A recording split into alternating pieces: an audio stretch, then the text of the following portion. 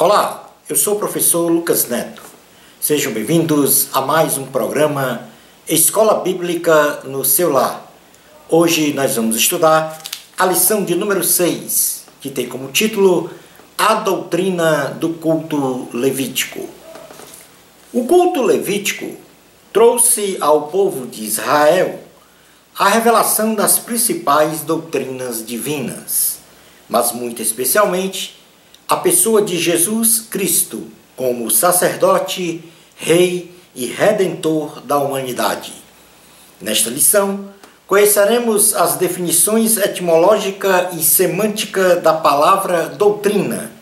Estudaremos sobre as principais doutrinas bíblicas materializadas no tabernáculo e no culto levítico, finalizando então o nosso estudo com os ensinamentos inerentes à cristologia, sob a ótica da tenda da congregação, bem como da sua mobília e utensílios.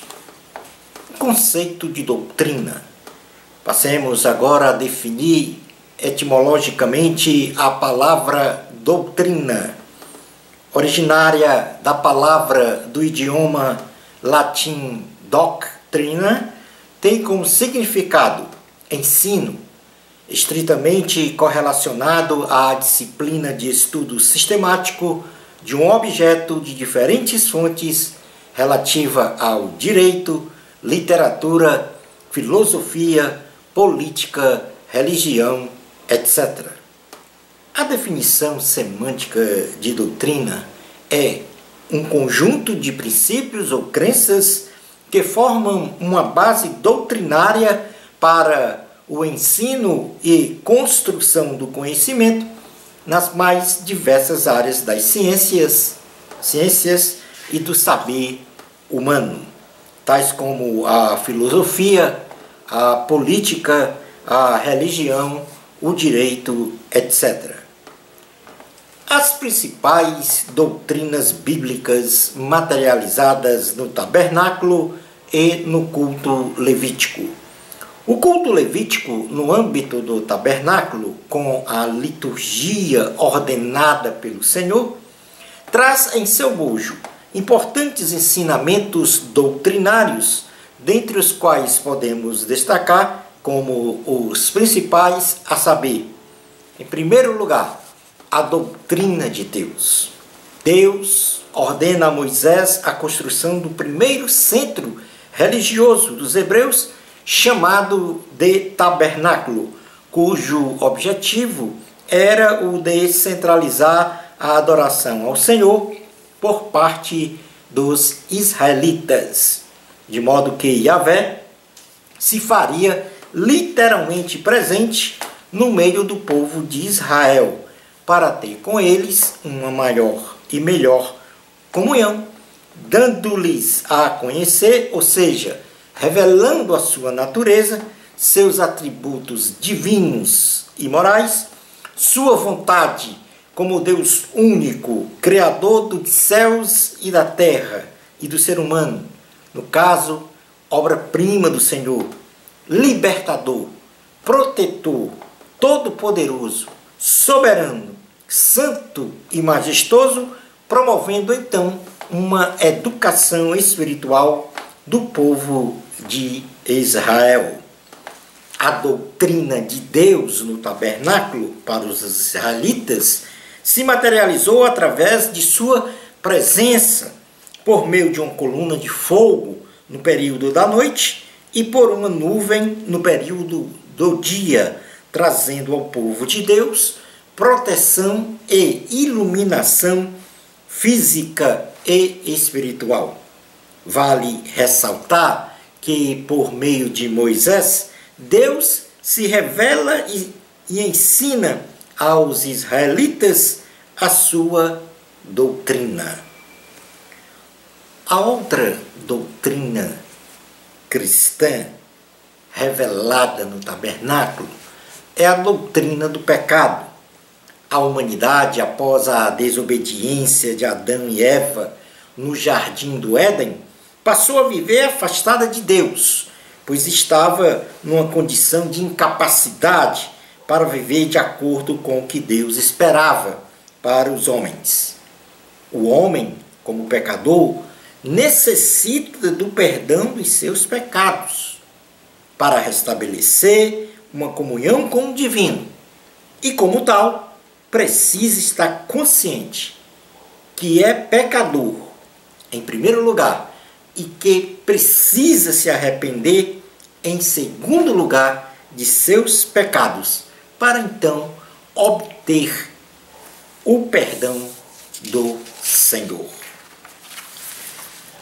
Na liturgia do tabernáculo, a pessoa do sacerdote, como mediador entre Deus e os israelitas, nos remete a concluir que estes estavam afastados de Deus e que, por isso, necessitavam de uma ação junto ao sacerdócio para se conscientizar da sua condição de pecadores afastados do Senhor e que necessitavam, então, receber o perdão dos pecados.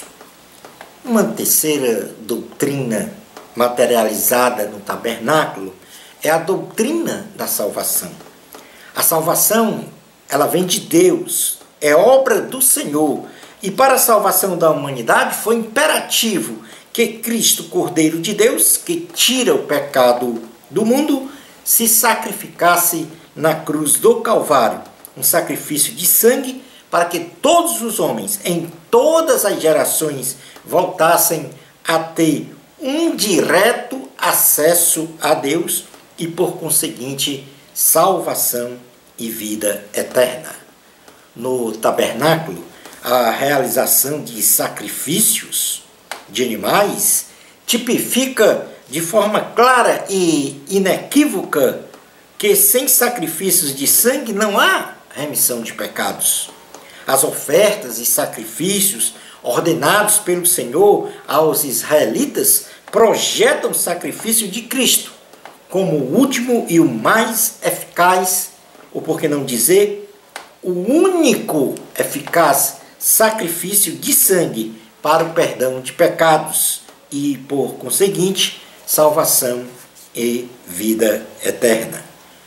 Uma outra doutrina materializada no tabernáculo, e essa mais especificamente, é a doutrina de Jesus Cristo.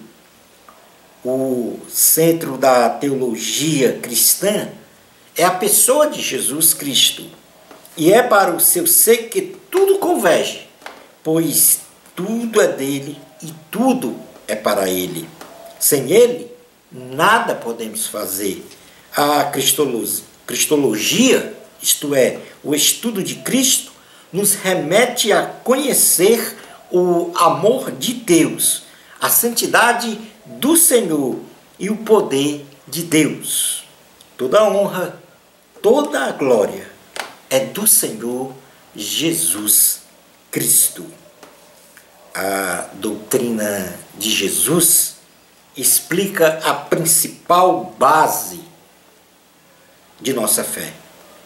Um Deus que se fez carne, habitou entre nós e, cheio de graça e de verdade, morreu e ressuscitou ao terceiro dia para reconciliar o homem com Deus e salvá-lo da condenação eterna. O tabernáculo e toda a sua mobília, aliada à sua liturgia, aponta não só de forma alegórica, mas também literal, a pessoa de Jesus Cristo como o Messias Salvador. Neste sentido, então, quando nós mencionamos pelo menos aqui 4 doutrinas materializadas no tabernáculo, a doutrina da cristologia é a mais evidente, não só na questão da própria construção do tabernáculo, como dos seus móveis e utensílios, aliado ao culto levítico. Então, neste contexto, nós passaremos neste ponto da lição, explicar a visão de Moisés no tabernáculo, os locais componentes do tabernáculo, o seu significado espiritual e então realizar uma exegese alegórica de forma detalhada sobre a doutrina de Jesus, no caso, Cristologia, ministério de Cristo, em comparação com toda a liturgia, com toda a mobília, com todos os utensílios no âmbito do tabernáculo e no culto levítico, a saber. Moisés teve uma visão do tabernáculo. Foi no monte que Deus deu a Moisés a visão do tabernáculo. E este tabernáculo celestial, lugar da habitação de Deus, configurava o tabernáculo terrestre a ser construído. Isso nós podemos contemplar no livro de Apocalipse, capítulo 11, versículos 15 ao 19, que diz assim: o sétimo anjo tocou a trombeta, e houve no céu grandes vozes, dizendo: o reino do mundo se tornou de nosso Senhor e do seu Cristo, e ele reinará pelos séculos dos séculos. E os 24 anciãos, que se encontravam sentados no seu trono diante de Deus, prostraram-se sobre o seu rosto e adoraram a Deus, dizendo: graças te damos, Senhor Deus Todo-Poderoso, que és e que eras, porque assumiste o teu grande poder e passaste a reinar. E, na verdade, as nações então se enfureceram, chegou, porém, a tua ira e o templo determinado para serem julgados os mortos, para se dar o galardão aos teus servos, os profetas, aos santos e aos que temem ao Senhor, tanto aos pequenos como aos grandes, e para destruíres os que destroem a terra. E agora, no versículo 19, então, Moisés vai ter essa visão do santuário de Deus, quando disse: abriu-se então o santuário de Deus, que se achava no céu, e foi vista a arca da aliança no seu santuário, e sobrevieram relâmpagos, vozes, trovões, terremoto e grande saraivada. Isso quer dizer que o tabernáculo terrestre, ele é a sombra do tabernáculo celestial, mostrado aqui em Apocalipse, capítulo de número 11, versículos 15, mais especificamente no versículo 19, em que, então, presumivelmente, Moisés teve esta mesma visão para construir o tabernáculo. Portanto, o tabernáculo terrestre, no Antigo Testamento, era a sombra do tabernáculo celestial, cuja ordenança de Deus a Moisés, para que o construísse, era segundo o modelo da habitação. E isso é mostrado na carta aos Hebreus, capítulo de número 8, versículos 1 a 5, que diz assim: ora, o essencial das coisas que temos dito é que possuímos tal sumo sacerdote, que se assentou à destra do trono da majestade nos céus, como ministro do santuário e do verdadeiro tabernáculo que o Senhor erigiu, não o homem. Pois todo sumo sacerdote é constituído para oferecer tantos dons como sacrifícios. Por isso era necessário que também esse sumo sacerdote tivesse o que oferecer. Ora, se ele estivesse na terra, nem mesmo sacerdote seria, visto existirem aqueles que oferecem os dons segundo a lei, os quais ministram em figura e sombra das coisas celestes, assim como foi Moisés, divinamente instruído, quando estava para construir o tabernáculo. Pois, diz ele, vê que faça todas as coisas de acordo com o modelo que te foi mostrado no monte. Portanto, o modelo do tabernáculo celestial foi mostrado a Moisés no monte. E aí já não é mais uma visão presumida, mas Moisés teve uma visão real do tabernáculo celestial para que então construísse o tabernáculo terrestre para que Deus materializasse a sua presença no meio do povo de Israel. Neste ponto da lição, agora, para tipificar a cristologia, nós vamos falar sobre os locais componentes do tabernáculo e fazer um comparativo entre a cristologia, no caso, o ministério de Cristo. O tabernáculo, também denominado tenda da congregação, era uma tenda portátil, móvel, caracterizada não como local da moradia de Deus, mas conhecido como local da permanente presença de Yahvé no meio de seu povo.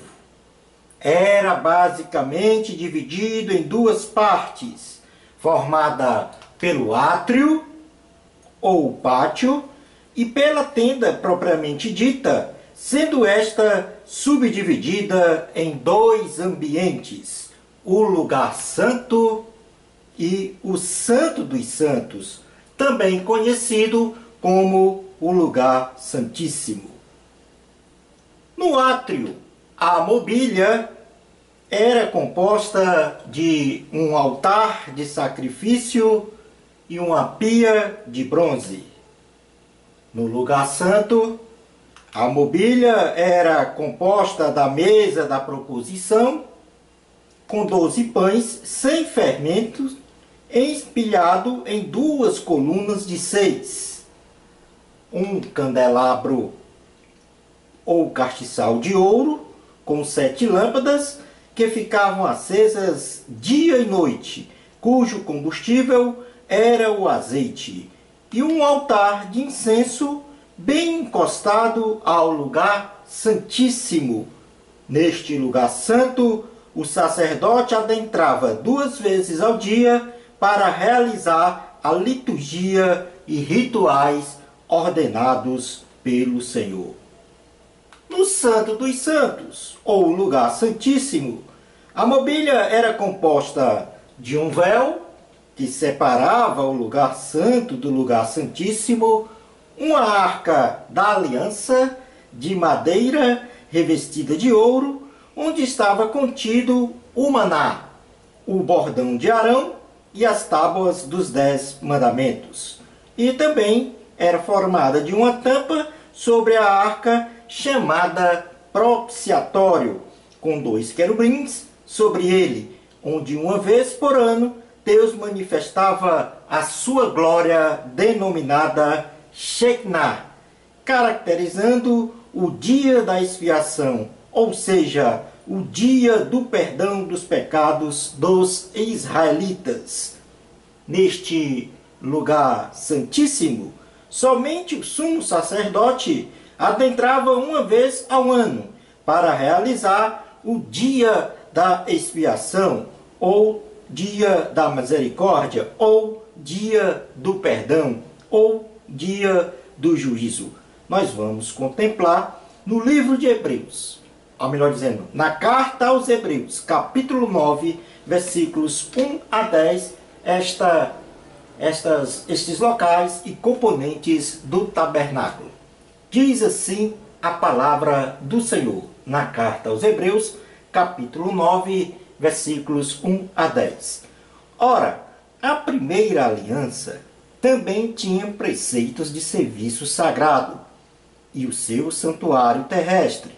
Com efeito, foi preparado o tabernáculo, cuja parte anterior, onde estava o candeeiro e a mesa e a exposição dos pães, se chama o santo lugar.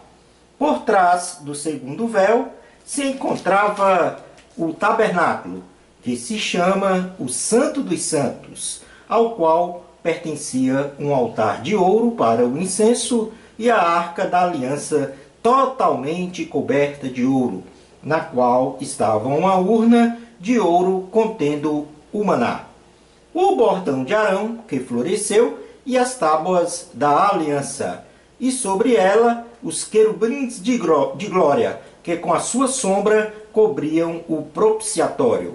Dessas coisas, todavia, não falaremos agora pormenorizadamente. Ora, depois de tudo isto, assim preparado, continuamente entram no primeiro tabernáculo os sacerdotes, para realizar os serviços sagrados, mas no segundo o sumo sacerdote, ele sozinho, uma vez por ano, não sem sangue, que oferece por si e pelos pecados de ignorância do povo, querendo com isto dar a entender o Espírito Santo que ainda o caminho do santo lugar não se manifestou, enquanto o primeiro tabernáculo continua erguido. É isto uma parábola para a época presente, e segundo está, se oferecem tantos dons como sacrifícios, embora estes, no tocante à consciência, sejam ineficazes para aperfeiçoar aquele que presta culto, os quais não passam de ordenança da carne, baseada somente em comidas e bebidas e diversas abluções impostas até ao tempo oportuno de reforma. Portanto, assim nós terminamos esta explicação sobre os locais componentes do tabernáculo. Passemos agora a falar sobre o significado espiritual do tabernáculo. Após falarmos sobre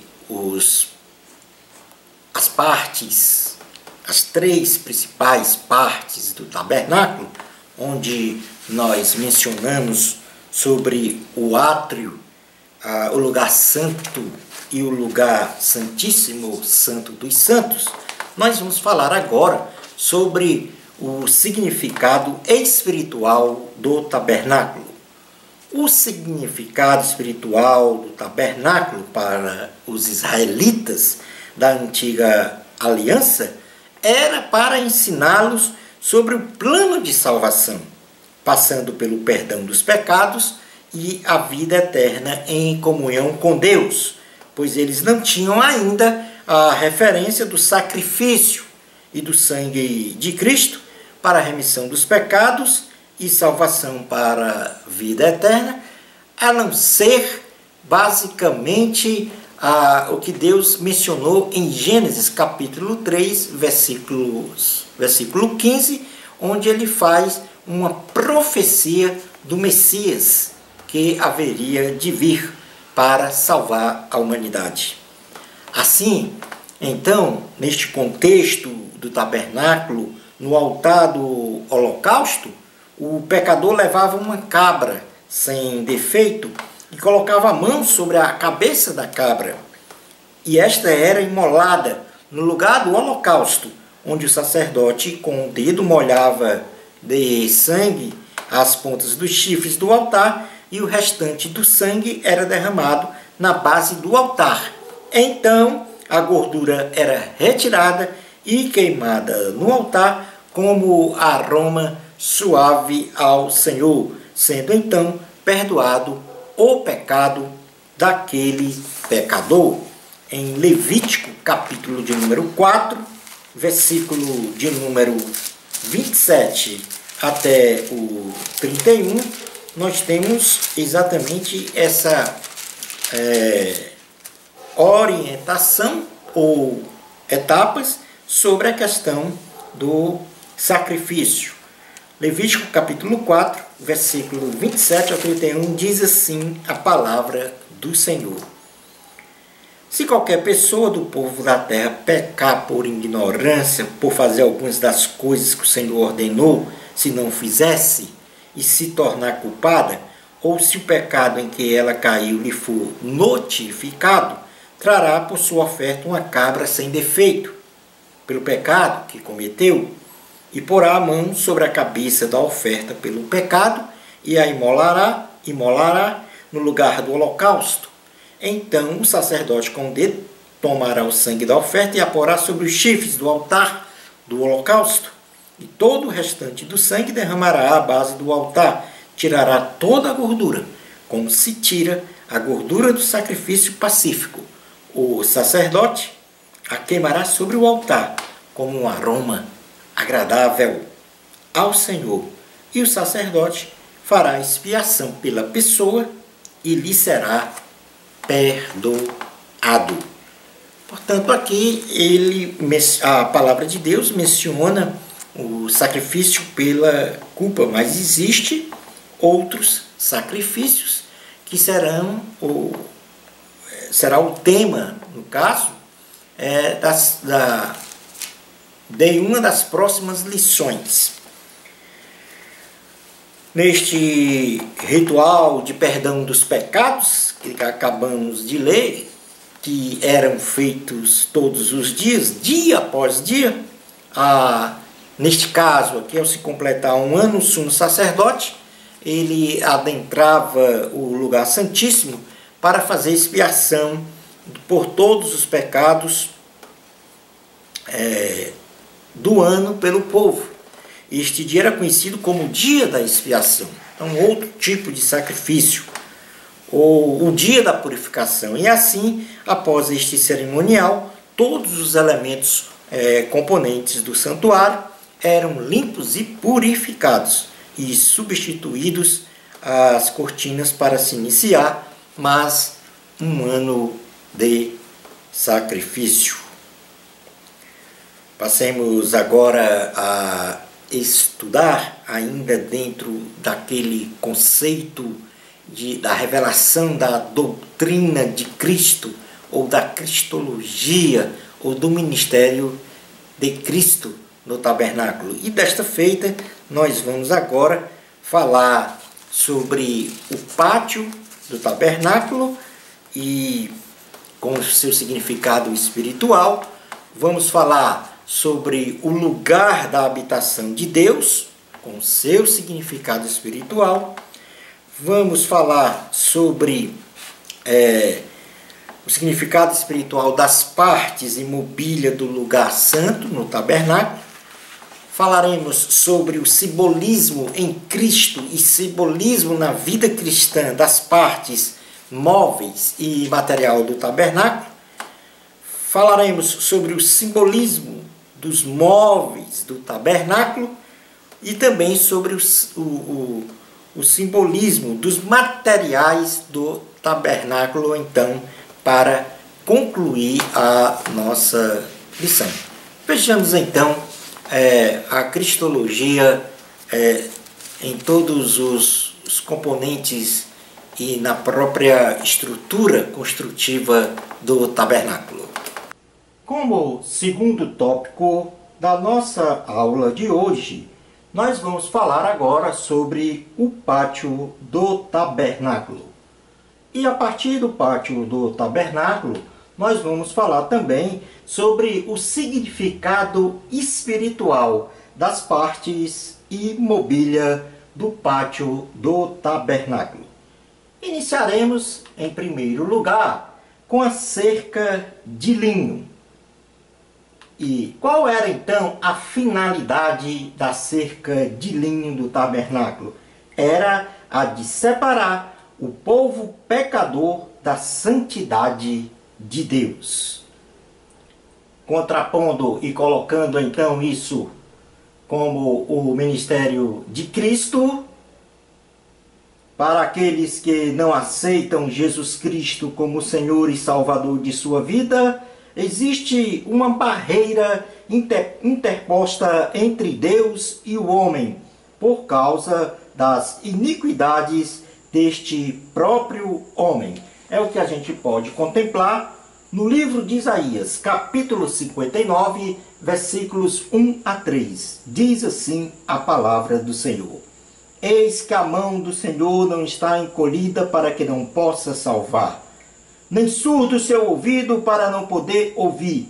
Mas as vossas iniquidades fazem separação entre vós e o vosso Deus, e os vossos pecados encobrem o seu rosto de vós, para que vos não ouçam, porque as vossas mãos estão contaminadas de sangue, e os vossos dedos de iniquidade.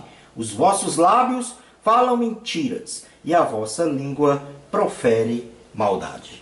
Portanto, a finalidade da cerca de linho era de separar o povo pecador da santidade de Deus. E hoje, no ministério de Cristo, as iniquidades dos homens fazem separação entre Deus e estes mesmos homens. Passando agora às portas de entrada existente no tabernáculo, nós vamos ver 3 portas. A primeira delas, a porta do pátio, era a única porta de entrada do tabernáculo, chamada pelos israelitas de caminho. Já a porta do lugar santo era a única porta de entrada do lugar santo, chamada pelos israelitas de verdade. A porta do lugar santíssimo era a única porta de entrada do lugar santíssimo, chamada pelos israelitas de vida. Portanto, a finalidade da porta de pátio, do pátio, os israelitas, melhor dizendo, o chamavam de a porta de entrada, o caminho. A porta do lugar santo, a verdade. A porta do lugar santíssimo, de vida. No ministério de Cristo relacionado ao tabernáculo, Jesus disse que ele era a única porta para a salvação. É o que nós podemos ler no Evangelho de Cristo, segundo escreveu João em seu capítulo 10, versículos 1 a 9. Diz assim a palavra do Senhor: em verdade vos digo, o que não entra pela porta no aprisco das ovelhas, mas sobre por outra parte, esse é ladrão e salteador. Aquele, porém, que entra pela porta, esse é o pastor das ovelhas. Para este, o porteiro abre, as ovelhas ouvem a sua voz. Ele chama pelo nome as suas próprias ovelhas e a conduz para fora. Depois de fazer sair todas as que lhe pertencem, vai adiante delas, e elas o seguem, porque lhe reconhece a voz. Mas de modo nenhum seguirão o estranho, antes fugirão dele, porque não conhece a voz dos estranhos. Jesus lhes propôs esta parábola, mas eles não compreenderam o sentido daquilo que lhes falavam. Jesus, pois, lhes afirmou de novo: em verdade vos digo, eu sou a porta das ovelhas. Todos quantos vieram antes de mim são ladrões e salteadores, mas as ovelhas não lhes deram ouvido. Eu sou a porta. Se alguém entrar por mim, será salvo. Entrará e sairá e achará pastagem. Portanto, Jesus Cristo é a única porta para a salvação. Jesus também se autodenominou como o caminho, a verdade e a vida, segundo as sequências de portas para se chegar a Deus no tabernáculo. No Evangelho de Cristo, segundo escreveu João em seu capítulo 14, versículos 1 a 10, diz assim a palavra do Senhor: não se turbe o vosso coração. Credes em Deus, crede também em mim. Na casa de meu pai há muitas moradas. Se assim não for, eu vos teria dito, pois vou preparar-vos lugar. E quando eu for e vos preparar lugar, voltarei e vos receberei para mim mesmo, para que onde eu estou, estejais vós também. E vós sabeis o caminho para onde eu vou. Disse-lhe Tomé: Senhor, não sabemos para onde vais. Como saber o caminho? Respondeu-lhe Jesus: eu sou o caminho e a verdade e a vida. Ninguém vem ao Pai senão por mim. Se vós me tivesseis conhecido, conhecerias também a meu Pai. Desde agora o conheceis e o tendes visto. Portanto, nesta passagem, nós podemos contemplar que Jesus é a porta da salvação. E como tal, a porta de entrada do tabernáculo, conhecida como o caminho, a porta de entrada do lugar santo, conhecido como a verdade, e a porta dos santos, conhecido como a vida, os próprios Senhor Jesus se autodenominou como o caminho, a verdade e a vida, como respaldo para ter comunhão com Deus. Falando agora sobre o altar de bronze, que também estava localizado no pátio do tabernáculo, este local era o local onde o pecador se apresentava ao sacerdote com um gado sem defeito, na qual colocava a mão sobre a cabeça da oferta, e o holocausto era imolado, o seu sangue aspergido ao redor do altar, e partes do gado eram queimadas como aroma suave ao Senhor, realizando-se assim a expiação do pecado do homem pecador. Em Levítico, capítulo 1, do versículo 1 ao 9, nós vamos exatamente ler esta passagem que tipifica este holocausto. O livro de Levítico está no Antigo Testamento, localizado no Pentateuco, conhecido como os 5 primeiros livros da Bíblia. Levítico, capítulo 1, versículos 1 a 9, diz assim a palavra do Senhor. Chamou o Senhor a Moisés e da tenda da congregação lhe disse: fala aos filhos de Israel e dize-lhes: quando algum de vós trouxer oferta ao Senhor, trareis a vossa oferta de gado, de rebanho ou de gado miúdo. Se a sua oferta for holocausto de gado, trará macho, sem defeito, à porta da tenda da congregação o trará, para que o homem seja aceito perante o Senhor. E porá a mão sobre a cabeça do holocausto, para que seja aceito a favor dele, para a sua expiação. Depois imolará o novilho perante o Senhor, e os filhos de Arão, os sacerdotes, apresentarão o sangue, e os aspergirão ao redor sobre o altar que está diante da porta da tenda da congregação. Então ele esfolará o holocausto e o cortará em seus pedaços. E os filhos de Arão, o sacerdote, porão fogo sobre o altar e porão em ordem lenha sobre o fogo. Também os filhos de Arão, os sacerdotes, colocarão em ordem os pedaços, a saber, a cabeça e o redenho, sobre a lenha que está no fogo, sobre o altar. Porém as entranhas e as pernas, o sacerdote as lavará com água e queimará tudo isso sobre o altar. É holocausto, oferta queimada de aroma agradável ao Senhor. Portanto, a finalidade do altar de bronze era o local onde se realizava o sacrifício do holocausto com a respectiva expiação dos pecados. Já no ministério de Cristo, este altar de bronze tipifica o Calvário onde Cristo foi consumido.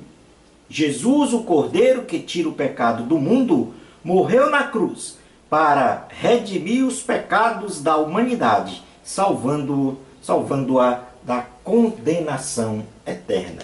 Vamos fazer uma leitura na carta aos Efésios, capítulo 5, versículo de número 1. A carta aos Efésios está depois da carta aos Gálatas, no Novo Testamento. Diz assim a palavra do Senhor em Efésios, capítulo 5, versículo 1. Sede, pois, imitadores de Deus, como filhos amados, e andai em amor, como também Cristo nos amou, e se entregou a si mesmo por nós, como oferta e sacrifício a Deus, em aroma suave. Em Colossenses, capítulo 1, nós também vamos fazer uma leitura relacionada a essa condição do Senhor, que Ele é o sacrifício na cruz do Calvário para a remissão dos pecados de todo homem, para salvar a humanidade.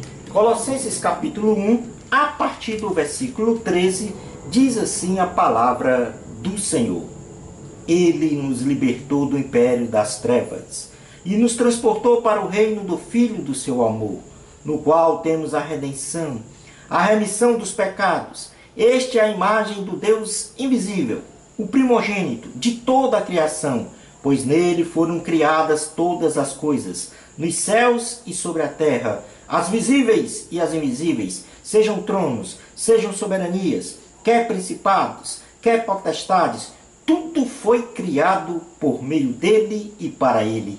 Ele é antes de todas as coisas.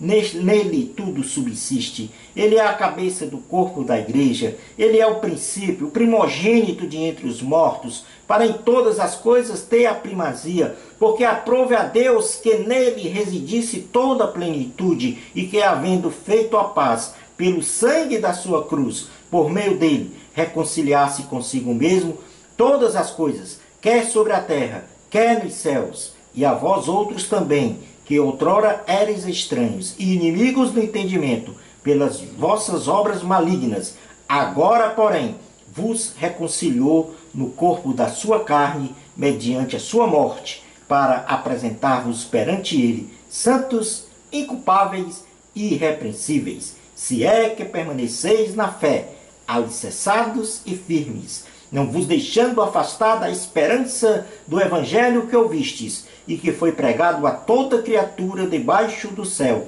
e do qual eu, Paulo, me tornei ministro. Portanto, quanto ao ministério de Cristo, a relação do altar de bronze tipifica o sacrifício de Jesus na cruz do Calvário, onde Cristo foi consumido para redimir os pecados dos homens e salvar a humanidade. E o último móvel localizado no pátio é a pia ou a bacia de bronze. Era o local onde os sacerdotes lavavam suas mãos e seus pés, antes de entrarem e também ao saírem do lugar santo, como forma de purificação. Os sacerdotes, eles lavavam as mãos e os pés, pois as mãos precisavam ser limpas, porque as mãos falam do que eles faziam, seu ministério, seu trabalho, e os pés representavam a sua vida e a sua caminhada, que tinha que ser santa. Em Êxodo capítulo 30, versículo 17, nós vamos fazer uma leitura que nos remete exatamente à pia ou à bacia de bronze. Êxodo capítulo 30, versículos 17 a 21. Diz assim a palavra do Senhor. Disse mais o Senhor a Moisés: farás também uma bacia de bronze, com seu suporte de bronze, para lavar. Poloás entre a tenda da congregação e o altar, e deitarás água nela. Nela, Arão e seus filhos lavarão as mãos e os pés. Quando entrarem na tenda da congregação, lavar-se-ão com água, para que não morram, ou quando se chegarem ao altar para ministrar, para acender a oferta queimada ao Senhor. Lavarão, pois, as mãos e os pés, para que não morram, e isto lhe será por estatuto perpétuo, a ele e a sua posteridade, através de suas gerações. Portanto, a finalidade da pia ou bacia de bronze era o local onde os sacerdotes lavavam suas mãos e seus pés, antes de entrar e depois de sair do lugar santo, como forma de purificação.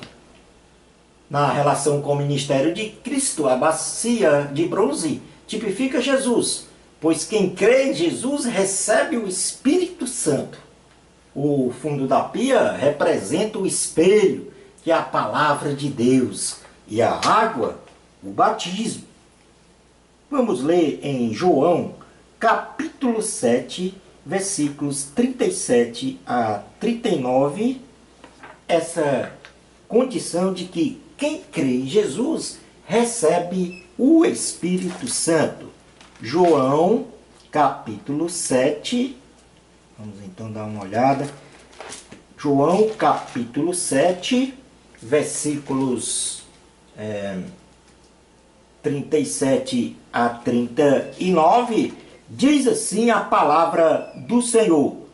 No último dia, o grande dia da festa, levantou-se Jesus e exclamou: Se alguém tem sede, venha a mim e beba. Quem crê em mim, como diz a Escritura, do seu interior fluirão rios de água viva. Isto ele disse com respeito ao Espírito que haviam de receber os que nele crescem, pois o Espírito até aquele momento não fora dado, porque Jesus não havia sido ainda glorificado.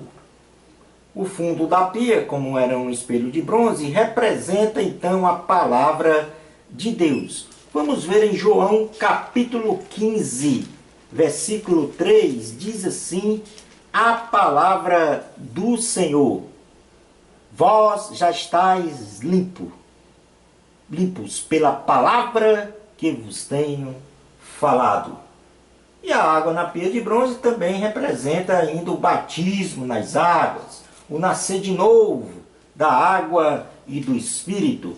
Em João, capítulo 3, versículo 5, diz assim a palavra do Senhor. Respondeu Jesus: em verdade te digo, quem não nascer da água e do Espírito não pode entrar no reino de Deus. Nós vamos então agora para a parte número 3 da lição, que fala sobre o lugar da habitação de Deus. No lugar da habitação de Deus, vamos falar agora sobre o significado espiritual das partes e mobília do lugar santo do tabernáculo. No lugar santo, o primeiro móvel que nós encontramos é a mesa dos pães da proposição. Era uma mesa onde os sacerdotes colocavam 12 pães do mesmo tamanho e peso, feitos da flor de farinha, sem fermento, em 2 filas de 6, onde cada pão representava uma tribo de Israel na presença do Senhor. Todo o 7º dia, isto é, no sábado, pães quentes e frescos eram colocados por Arão. Os sacerdotes comiam os pães anteriores e assim eles eram santificados. No livro de Êxodo, capítulo 25, versículos 30, versículo 30, o Senhor vai falar sobre esta questão da ordem de se fazer um candelabro. Diz assim, ou melhor dizendo, a mesa da proposição, diz assim a palavra do Senhor: porás sobre a mesa os pães da proposição diante de mim perpetuamente. Jesus se referiu a ele como o pão da vida e disse que se nós comermos deste pão, viveremos eternamente. No Evangelho de Cristo, segundo escreveu João, em seu capítulo 6, versículos 41 a 50, diz assim a palavra do Senhor: murmuravam, pois, deles os judeus, porque dissera: eu sou o pão que desceu do céu. E diziam: não é este Jesus, o filho de José? Acaso não lhe conhecemos o pai e a mãe? Como, pois, agora diz: desci do céu? Respondeu-lhe Jesus: não murmurei entre vós. Ninguém pode vir a mim se o Pai que me enviou não o trouxer, e eu ressuscitarei no último dia. está escrito nos profetas, e serão todos ensinados por Deus. Portanto, todo aquele que da parte do Pai tem ouvido e aprendido, esse vem a mim. Não que alguém tenha visto o Pai, salvo aquele que vem de Deus, este o tem visto. Em verdade vos digo, quem crê em mim tem a vida eterna. Eu sou o pão da vida. Vossos pais comeram o maná no deserto e morreram.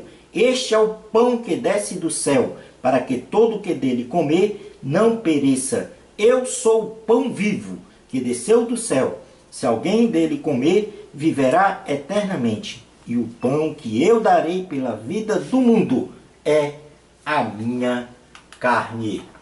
Portanto, no ministério de Cristo, Jesus se referiu a ele próprio como o pão da vida e disse que se comermos deste pão, viveremos eternamente.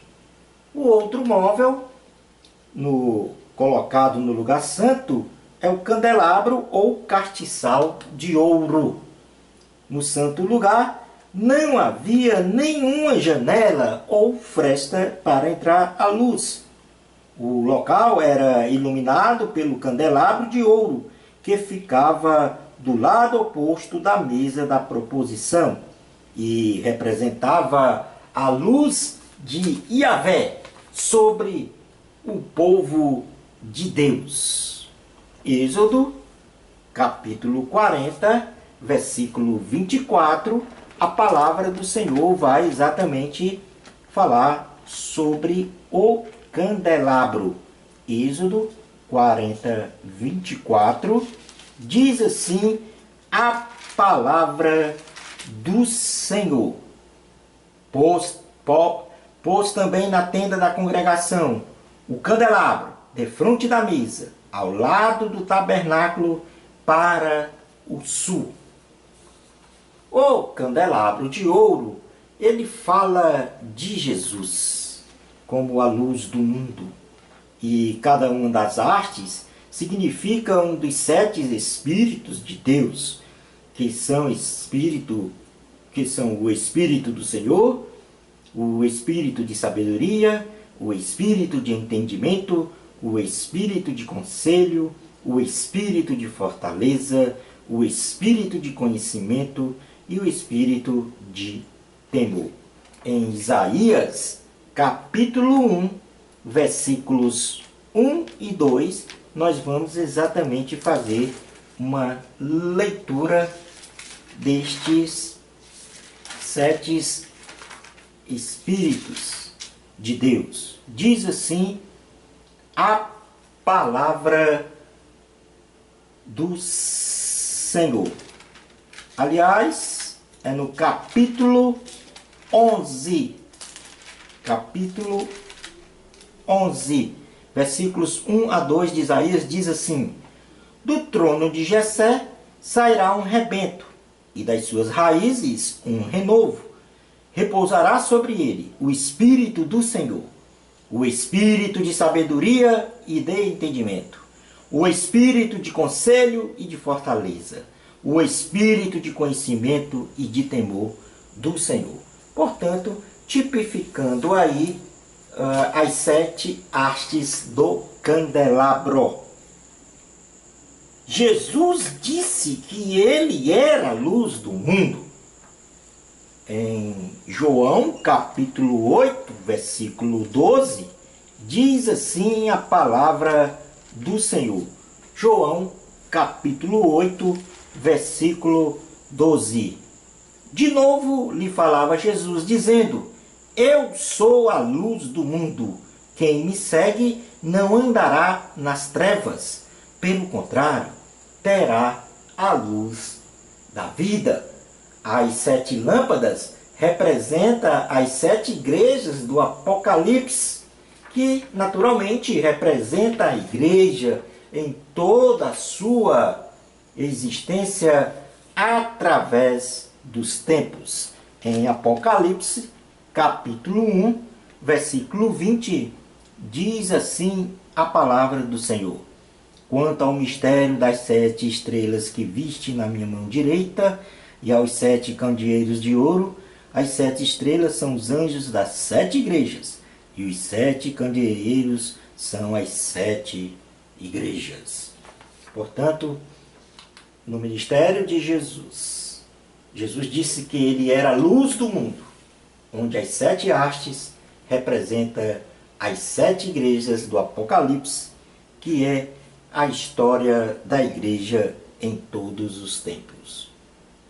Como último móvel do lugar santo, nós temos o altar de incenso, também conhecido como o altar dourado. Este local era onde era queimado o incenso, que exalava um agradável aroma ao santo lugar, onde a expressão desta fragrância significa amor, adoração e gratidão a Deus pelo perdão dos pecados. Êxodo, capítulo 40, versículo 26, diz assim a palavra do Senhor. Êxodo, capítulo 40, versículo 26. O capítulo 40 é o último capítulo do livro de Êxodo. Diz assim a palavra do Senhor no versículo 26. Pois o altar de ouro na tenda da congregação,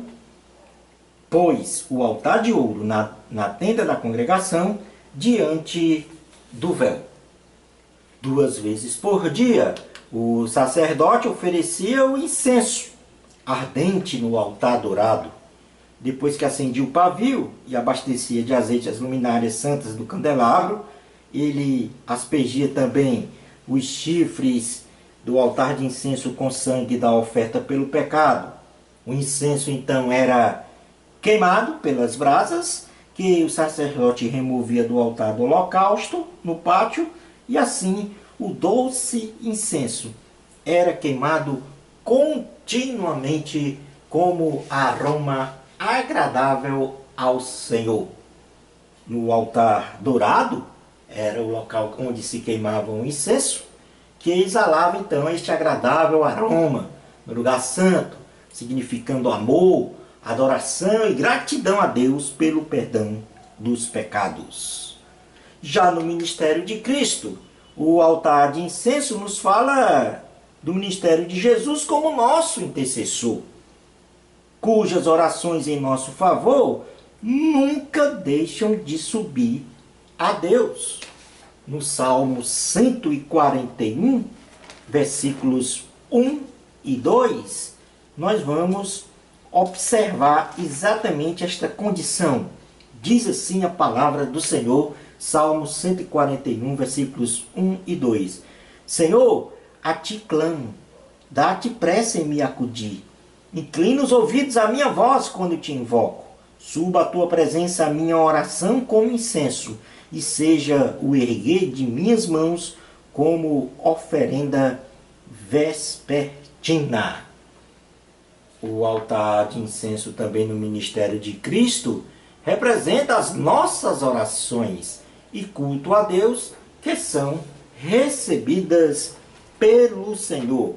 Apocalipse capítulo 5, versículo 3, diz assim a palavra do Senhor. Ora, nem no céu, nem sobre a terra, nem debaixo da terra, ninguém podia abrir o livro, nem mesmo olhar para ele, significando então que o Senhor Jesus é o nosso intercessor e representa as nossas orações e o nosso culto a Deus, que são recebidas pelo Senhor. Nós vamos fazer um breve intervalo e nós já voltaremos com o significado espiritual das partes e mobília do lugar santíssimo do tabernáculo.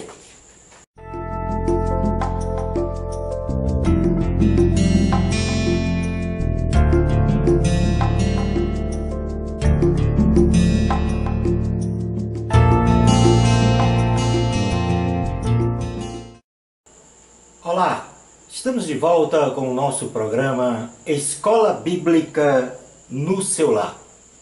Nós vamos passar a falar agora sobre o significado espiritual das partes e mobília do lugar santíssimo do tabernáculo. E a primeira parte deste lugar santíssimo é o véu do Santo dos Santos, que também era conhecido como a cortina entre o lugar santo e o Santo dos Santos. Portanto, fazia a separação entre o lugar santo e o lugar santíssimo, também conhecido como Santo dos Santos. A finalidade deste véu era separar a santidade de Deus do homem pecador. O véu nunca poderia ser tocado, exceto pelo sumo sacerdote, somente uma vez por ano, para aspergir o sangue no propiciatório no dia da expiação. Vamos ler o livro de Êxodo, capítulo 26, versículos 31 a 32, diz assim a palavra do Senhor. Farás também um véu de estofo azul e púrpura, e carmesim, e linho fino retorcido, com querubins. Os fará de obra de artista. Suspendô-lo-ás sobre 4 colunas de madeira de acácia, cobertas de ouro. Os seus cochetes serão de ouro, sobre 4 bases de prata. Na relação com o ministério de Cristo, o véu falava do corpo de Jesus Cristo. Na carta aos Hebreus, no capítulo 10, versículos 19 a 22, nós vamos então fazer a leitura relacionada a esta condição de que o véu fala do corpo de Cristo. Carta aos Hebreus, em seu capítulo de número 10, versículos 19 a 22. Como nós sabemos, a carta aos Hebreus está no Novo Testamento. Diz assim a palavra do Senhor: tendo, pois, irmãos, intrepidez para entrar no Santo dos Santos, pelo sangue de Jesus, pelo novo e vivo caminho que ele nos consagrou, pelo véu, isto é, pela sua carne, e tendo grande sacerdote sobre a casa de Deus, aproximemo-nos com sincero coração, em plena certeza de fé, tendo o coração purificado de má consciência e lavado o corpo com água pura. Guardemos firme a confissão da esperança, sem vacilar, pois quem fez a promessa é fiel. Pela morte de Cristo, o véu foi rasgado de cima a baixo, onde a presença de Deus foi descoberta. E todos agora são convidados a entrar pelo caminho que Cristo abriu. No Evangelho de Cristo, segundo escreveu Mateus, em seu capítulo 27, versículo 51, diz assim a palavra do Senhor. Mateus 27, 51. Eis que o véu do santuário se rasgou em 2 partes, de alto a baixo, tremeu a terra, fenderam-se as rochas. Outro móvel que se encontrava no lugar santíssimo, também conhecido como Santo dos Santos, é a Arca da Aliança. Ela representava a glória de Deus e servia para alojar as tábuas dos 10 mandamentos, como memorial do amor e justiça de Deus. A Arca da Aliança também armazenava um pote de 3,6 litros, contendo o maná, como memorial da provisão e cuidado de Deus. E armazenava também o bordão de Arão, que floresceu e frutificou amêndoas. Isto como memorial do controle de Deus sobre todas as coisas. Vamos ler no livro de Êxodo, capítulo 26, versículo 33, esta ordenança de se colocar a arca do testemunho no lugar santíssimo. Êxodo 26, 33 diz assim a palavra do Senhor: pendurarás o véu debaixo dos colchetes e trarás para lá a arca do testemunho para dentro do véu. O véu vos fará separação entre o santo lugar e o santo dos santos. Portanto, a arca do testemunho, ou arca da aliança, estava dentro do lugar santíssimo. A arca da aliança era uma representação de Jesus Cristo, onde a madeira de acácia significava a sua natureza humana e o ouro a sua natureza divina.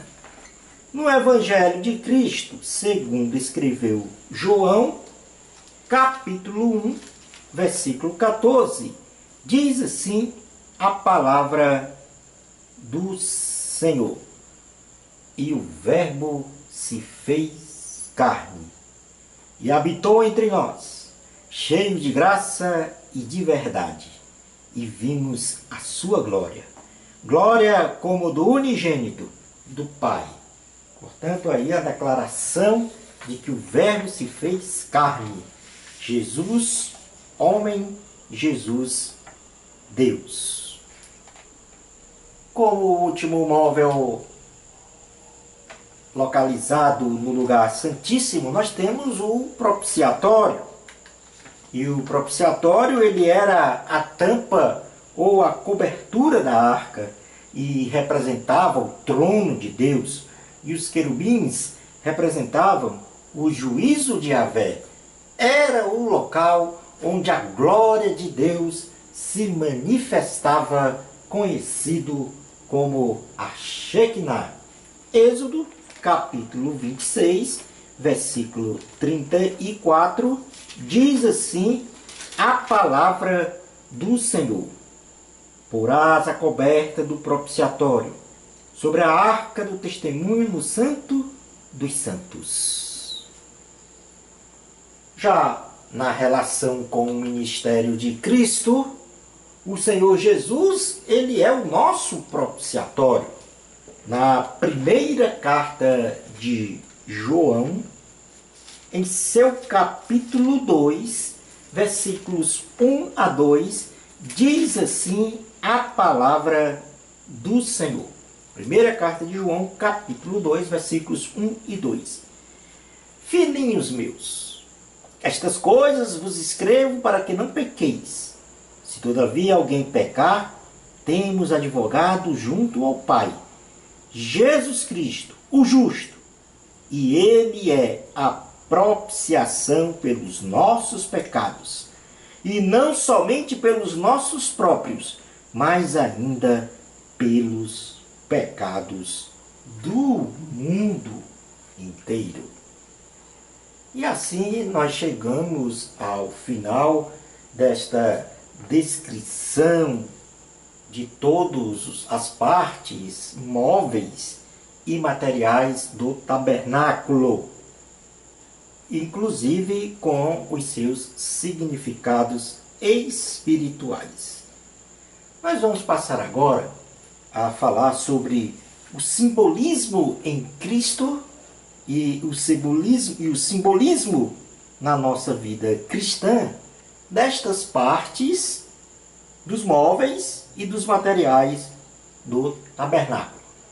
Em primeiro lugar, vamos ver o simbolismo das partes do tabernáculo através de uma tabela em que na primeira coluna nós temos identificado o espaço, na segunda coluna o simbolismo em Cristo e na terceira coluna o simbolismo na vida cristã.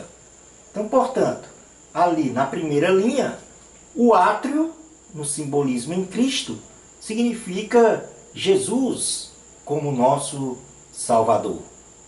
Já o átrio, no simbolismo na vida cristã, significa a experiência da salvação.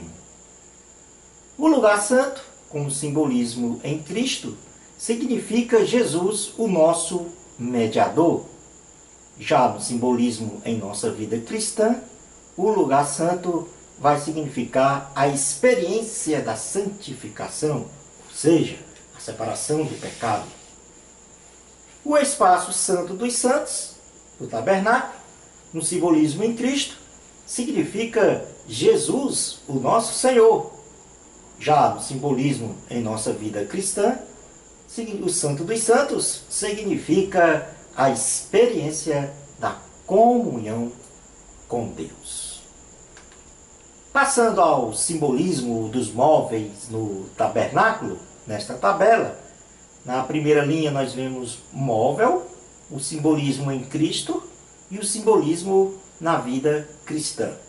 Na primeira coluna, todos os móveis que estavam instalados no tabernáculo. Vamos iniciar então pelo altar do holocausto. O simbolismo em Cristo, o altar do holocausto, significa Cristo, o Cordeiro de Deus que tira o pecado do mundo. O altar do holocausto relacionado ao simbolismo na vida cristã significa a necessidade de confissão e busca de perdão que nós temos que realizar. A pia de bronze, no simbolismo em Cristo, significa Cristo, a água da vida, que limpa o crente, que purifica o crente. Já a pia de bronze, no simbolismo na vida cristã, significa a necessidade de santificação diária e purificação pessoal. O altar do incenso, como simbolismo em Cristo, significa Cristo como nosso intercessor. Já o simbolismo do altar do incenso na vida cristã significa a necessidade de vida diária, de oração e adoração que nós devemos ter. A mesa dos pães da proposição, no simbolismo em Cristo, significa Cristo, pão vivo que desceu do céu, o nosso provedor.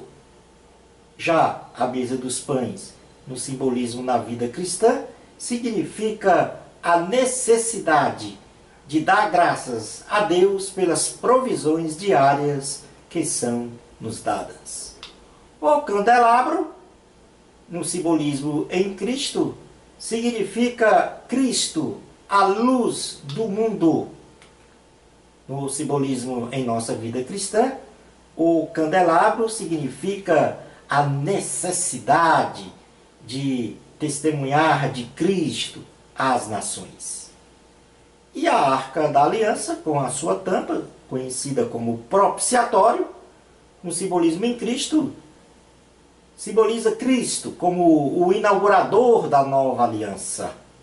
E, no simbolismo em nossa vida cristã, representa a necessidade de comunhão com Deus para refletirmos sua glória. O simbolismo dos materiais do tabernáculo, o tabernáculo ele era feito de cobre, prata, ouro, pedras preciosas, peles, lã, linha e madeira.